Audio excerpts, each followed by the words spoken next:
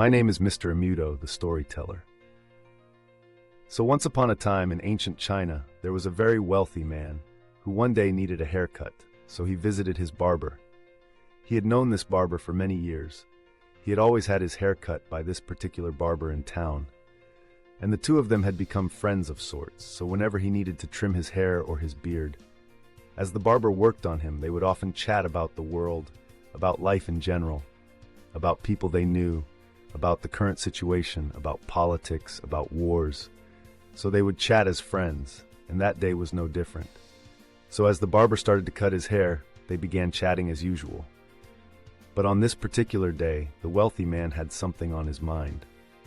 And when I added up everything that I owned, I found that I actually owned a lot more than they do.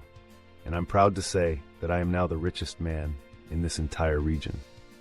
As he said so, the barber laughed out loud and said, "Wow, on the other hand, I am probably one of the poorest people in this entire region.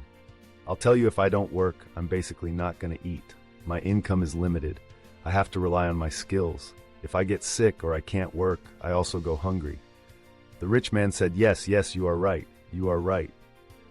The difference between you and me, it's like night and day." And the barber then said something that was surprising, even shocking to the rich man.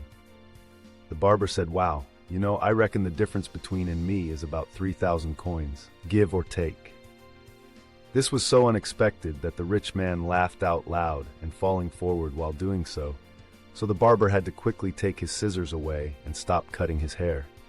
The rich man was thinking to himself, 3,000 coins is nothing. Obviously, this barber can't even count. He doesn't even know that the difference in wealth between us is in the millions. Maybe he doesn't even know what the difference is between 1,000 coins and 1,000,000 coins. Until the rich man composed himself again and sitting in that barber's chair, and he said, "So 3,000 coins, huh? How do you figure out that number?" And so the barber said, "Well, I'm around your age. We are getting old, you and I. So I'm starting to think about how I may not have many more years to live, just like you. Maybe a few more decades, if we are lucky, right?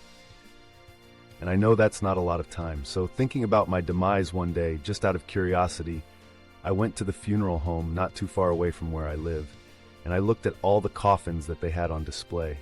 So like we're talking, I'm really poor. So I was looking for the cheapest coffin they had, and the least expensive one there costs around 1,000 coins.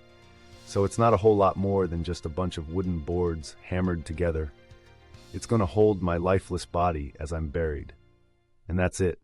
And then I thought about you, and I thought, well, what would a rich man like you spend on a coffin? So I went to the most expensive coffin they had. It was large, it was beautiful, it was prime quality wood, very solid, and it cost around 4,000 coins. So it's 4 times as expensive as my one. My one is 1,000 coins, and your coffin would be 4,000 coins. And in the end, the difference between you and me is 3,000 coins. That's it, 3,000 coins. Suddenly it didn't seem so funny anymore to the rich man, and he stopped laughing when he contemplated the truth of the barber's words. You see, in life, in your life, what is the difference between me and you? What is the difference between you and your brother standing next to you? We will all die one day, and there is nothing you and me can do against it. It's just the way of life, and there is no material things we can take with us into the next world. So this story serves as a reminder what true wealth is. It's not measured by material possessions, but by your character and your relationships with others, and that there is no difference between you and the next man, no matter how poor or how rich he may be. This is Mr. Amudo, the storyteller, and thank you so much for watching, and stay blessed.